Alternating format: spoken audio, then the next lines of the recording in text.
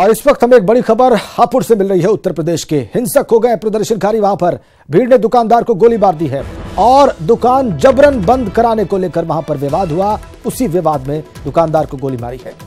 भीड़ ने कई कारों को भी वहां पर आग के हवाले कर दिया है।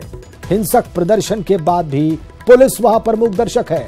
यह ज्यादा हैरान करने वाली बात, बल्कि चौंकाने वाली बात कि इतना कुछ हो जाने के बाद भी वहां की पुलिस मूक दर्शक बनी हुई है। हापुड़ पुलिस मौन क्यों? हापुड़ पुलिस एक्शन में क्यों नहीं है? यह बहुत बड़ा सवाल खड़ा हो गया है। क्यों मूक दर्शक बनी हुई है हापुड़ पुलिस, जबकि वहां पर भीड़ ने महिलाओं के साथ छेड़छाड़ की है, दुकानदार को गोली मार दी है, वाहनों को पुलिस आग के हवाले कर दिया गया है। इसके बाद भी पुलिस मौन क्यों? हिंसक हो गए हैं प्रदर्शनकारी हापुड़ में, लेकिन पुलिस का सरेंडर दिख रहा है वहां पर।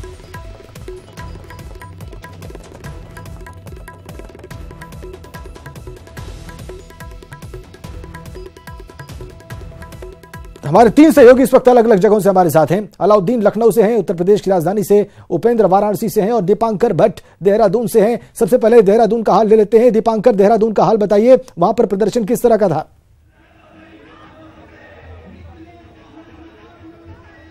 बिल्कुल राजेंद्र, मैं इस वक्त यहाँ पर जिला मजिस्ट्रेट कार्यालय में मौजूद हूँ और आप मेरे पीछे ये आवाजें सुन सकते हैं। दलित संगठन यहाँ पर एकजुट हुए हैं। परेड ग्राउंड से लेकर इन्होंने यहाँ तक मार्च निकाला है। जिलाधिकारी मौजूद है यहाँ पर, उनको एक ज्ञापन सौंपा, प्रधानमंत्री को ज्ञापन सौंपा गया है कि वो 1% भी इस बदलाव, कानून में बदलाव को स्वीकार नहीं करेंगे। मेरे साथ कुछ दलित नेता यहाँ पर है। आपने ज्ञापन सौंपा है डीएम को।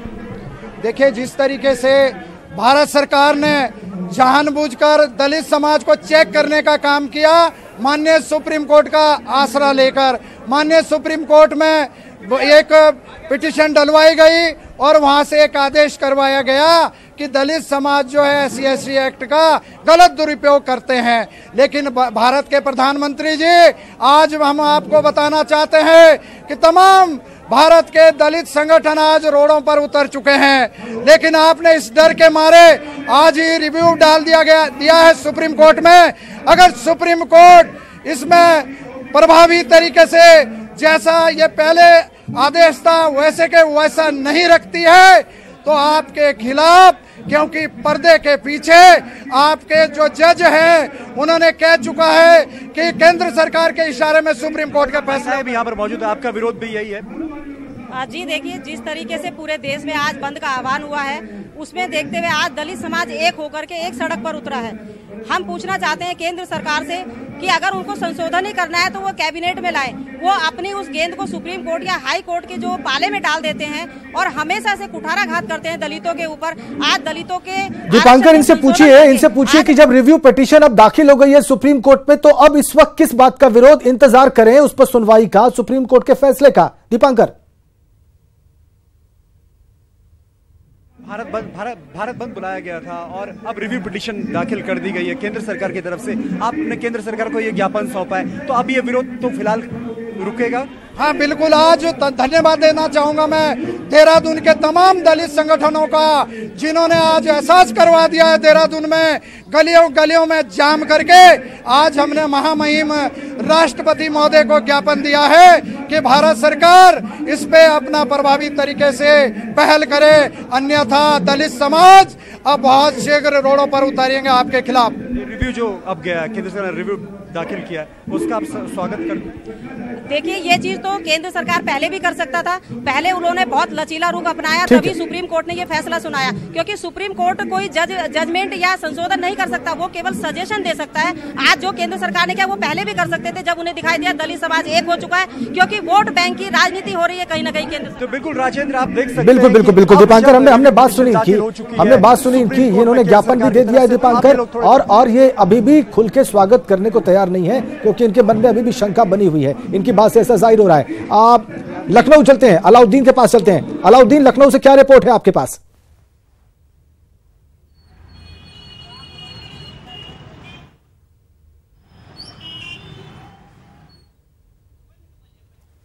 हम चलेंगे, लखनऊ चलेंगे। वैसे तस्वीरें आपकी स्क्रीन पर लखनऊ से लाइव हैं, आप देख सकते हैं वहां पर प्रदर्शन चल रहा है। लेकिन वाराणसी चलते हैं उपेंद्र के पास। उपेंद्र, वहां का हाल बताइए।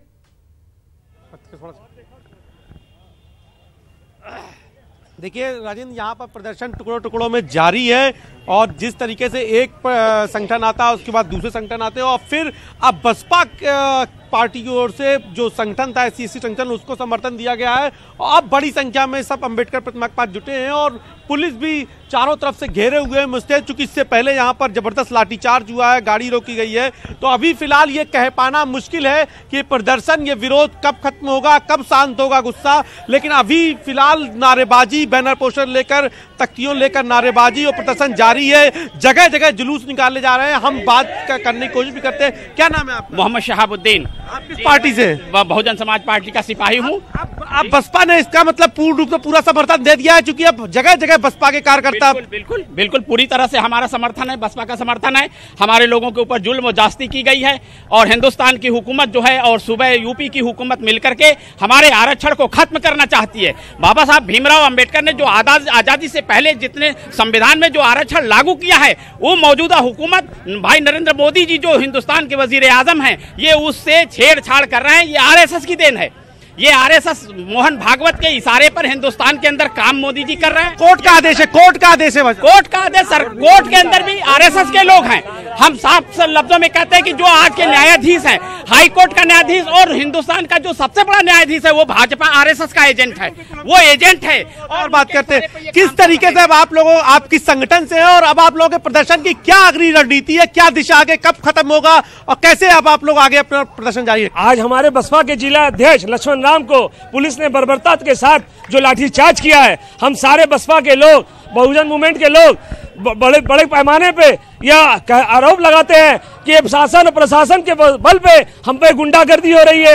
हमारे जिला अध्यक्ष के साथ साथ हमारे कार्यकर्ताओं को बहुत बुरी तरह पीटा गया है। जब तक उनको रिहा नहीं किया जाता तब तक ये बसपा के लोग, बहुजन मूवमेंट के लोग यही धंधा प्रदर्शन। लोग अभी आपके गिरफ्तार किए गए अब तक सुबह से लेकर 40-50 लोगों को गिरफ्तार करके पुलिस कैंट पे ले गई है। पुलिस का आरोप है कि उन्होंने गाड़ी के शीशे तोड़े हैं, पर ऐसा बसपा के लोग कभी नहीं कर सकते। बस हम शांतिपूर्वक तरीके से बसपा के लोग गिरफ्तारी, जो लोग गिरफ्तार किए गए हैं उनसे हम हमारे साथ कुछ और हैं। क्या नाम है आपका? अवनीश कुमार।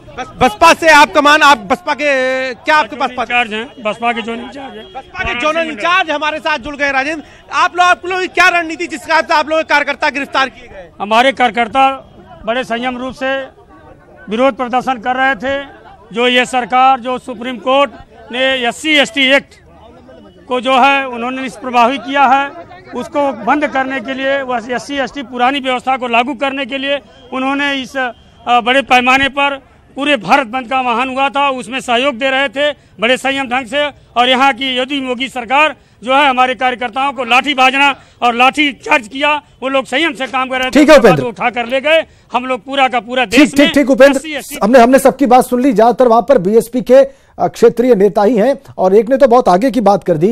एक साहब से जिनसे आप बात कर रहे थे उन्होंने सुप्रीम कोर्ट पर ही सवाल उठा दिए। ये बड़ा अफसोसनाक है। बहरहाल बहुत शुक्रिया आपका उपेंद्र, वाराणसी का हाल बताने के लिए, वहां पर इन लोगों से बात करने के लिए और इन लोगों के विचार भी दर्शकों तक पहुंचाने के लिए। तस्वीरें आपकी स्क्रीन पर हैं। पुलिस कोशिश कर रही है काबू करने की, लेकिन बीच में स्थितियां उनके काबू से बाहर हो गई थी।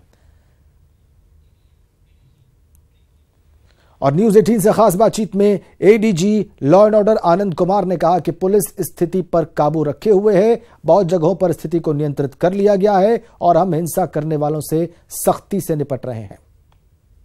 एक्ट में बदलाव की खबरों के बीच में भारत बंद का कॉल किया गया। उत्तर प्रदेश के पश्चिमी इलाकों में कई शहरों में हिंसा की, तोड़फोड़ की, आगजनी की खबरें आई। क्या जब कॉल पहले से ही आया हुआ था ADG साहब, क्या तैयारियां मुकम्मल नहीं थी उत्तर प्रदेश पुलिस की? देखिए, जब इस तरह का जन आंदोलन होता है और जो लीडरलेस होता है मॉब, तो इस तरह की दिक्कतें आती हैं। यद्यपि हम लोग ने तैयारियां की थी और हमारी पुलिस और प्रशासन के अधिकारी सजग थे, लेकिन फिर भी इस तरह के दृष्टांत आए हैं जिसको पूरी तरीके से प्रयास किया जा रहा है कंट्रोल करने का, और कई जगह स्थितियां कंट्रोल में भी आ गई हैं।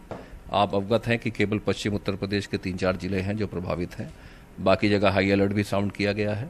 तो हमारा यही प्रयास है कि मिनिमम यूज़ ऑफ फोर्स करके, क्योंकि यह बड़ा संवेदनशील मुद्दा है और चूंकि भारत सरकार इसमें ऑलरेडी रिव्यू पिटिशन में जा चुकी है, माननीय मुख्यमंत्री उत्तर प्रदेश ने भी अपना वक्तव्य में ये साफ तौर पे कहा है कि पूरी संवेदना अनुसूचित जाति जनजाति के वर्ग के साथ उनकी है और इसमें सरकार जो भी सहयोग कर सकती है वो करेगी।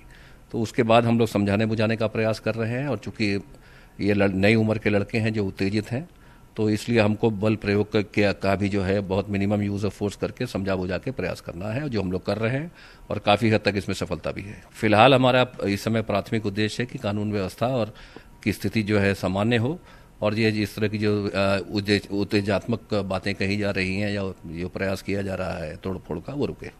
आपको क्या ऐसा लगता है कि ये सुनियोजित हिंसा है, प्लान थी सारी चीज़ें और पुलिस कहीं फेल हुई है इसको नियंत्रित करने में?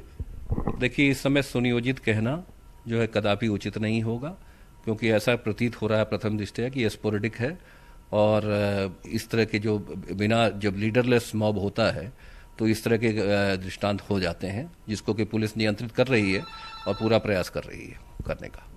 ये थे उत्तर प्रदेश के ADG law and Anand Kumar, जिन्होंने कहा ये सुनियोजित हिंसा नहीं, एक लीडरलेस मॉब है जो पश्चिमी यूपी के कुछ शहरों में देखा गया। जल्द ही कानून व्यवस्था हर जगह पूरी तरह से बहाल कर ली जाए। कैमरामैन शरद तिवारी के साथ ऋषभ मणि त्रिपाठी, न्यूज़ 18 लखनऊ।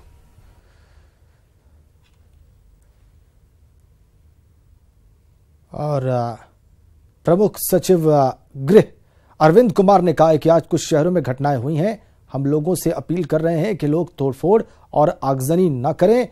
गाजियाबाद, मेरठ और हापुड़ में आरएएफ को भेज दिया गया है।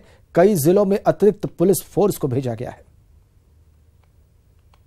2-3 जिलों में कुछ घटनाएं रिपोर्ट हुई हैं, मेरठ में, आगरा में, हापुड़ में और गाजियाबाद में भी कुछ ट्रेन रोकने की बात आई है। इन तीनों ज़िलों में एडिशनल फोर्स हम लोगों ने अवेलेबल करा दी है और स्थिति काबू में है। सभी लोगों से मेरी अपील है, माननीय मुख्यमंत्री जी ने ऑलरेडी अपील करी है कि कानून अपने हाथ में, तो सभी से हमारी अपील है कि वो शांति व्यवस्था बनाए रखें, तोड़फोड़ ना करें। विधि अनुसार जो कार्रवाई संभव है वो सरकार के द्वारा